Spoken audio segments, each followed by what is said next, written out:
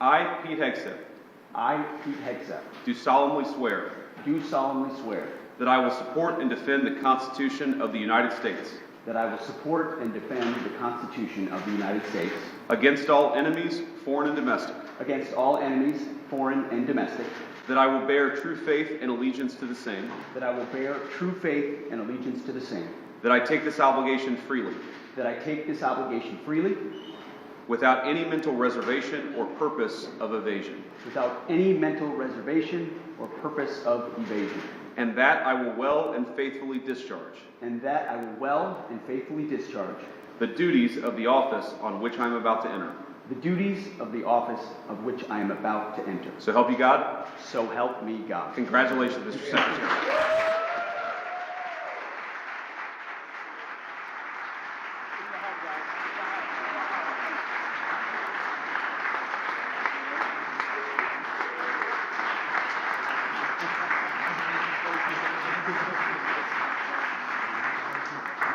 Congratulations. Mr. Secretary, say a few words. All praise and glory to God. His will be done, and we're grateful to be here. And as I said in my hearing, it was Jesus and Jenny. I would not be here without you, sweetheart. Thank you so much. I want to thank the President of the United States, our Commander-in-Chief, Donald Trump. We could not have a better Commander-in-Chief than him. It is the honor of a lifetime, sir, to serve under you. We look forward to having the backs of our troops and having your back in executing peace through strength, in putting America first, and in rebuilding our military. Mr. Vice President, thank you for breaking the tie. It's not the last time, or not the first time the headline reads, Junior Enlisted Marine bails out Junior Army Officer. And, you know, some people were saying, well, 50-50, that's too tight. And Senator Mark Wayne Mullen was nice enough to take my kids up to the gallery to watch the actual moment that the Vice President sealed the deal. And they came running in. They said, Dad, instead of being sad about 50-50, 51-50, they said, Dad, you won in overtime. That's the perspective I like. So thank you throughout this process, Mr. Vice President, for being incredible. I also want to thank the chairman of the Senate Armed Services Committee. So many members of the Senate Armed Services Committee, we became fast friends in this process. The advice, the consent, the wisdom, the guidance. I look forward to working with all of you and other senators to ensure the Defense Department has what it needs, that our nation has what it needs, and that we're prepared to defend it in all moments. To my staff, amazing staff who were with us this entire process, I see so many of you through thick and thin. We used to look at the betting odds every once in a while on this. It was low at one point. Never do that. But we defied them.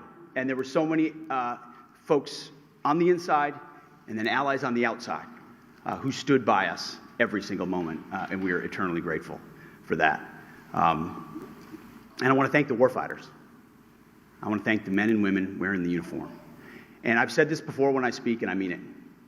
Every time I stand at a podium and there's bright lights and cameras, the first thing that goes through my head are the guys that I served with on the battlefield. The men and the women who I lock shields with and put my life on the line with, who never get the spotlight, who never have the cameras, who people don't know what they did in dark and dangerous places. But I know. And at the Pentagon, we're going to remember and we're going to know. And we're going to think about those warriors with every single decision that we make. We will put America first. We will bring peace through strength. And the three principles I talked about are what we will bring to that Pentagon. Restore the warrior ethos in everything that we do. Rebuild our military. And reestablish deterrence. We don't want to fight wars. We want to deter them, as you said.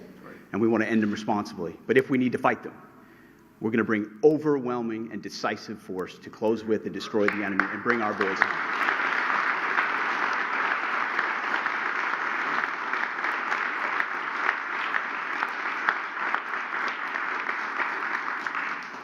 And to my other family that's here as well, who I love, it's the honor of a lifetime. And I would be remiss if I didn't note one person in this room who doesn't expect to be recognized, but Captain Araujo is here. He was my company commander on my first deployment in Guantanamo Bay. He was there on June 3rd, 2003, when I first swore in as a second lieutenant at Princeton University, and he swore me in. And I wanted to make sure he was here today with me as well. Thank you very much.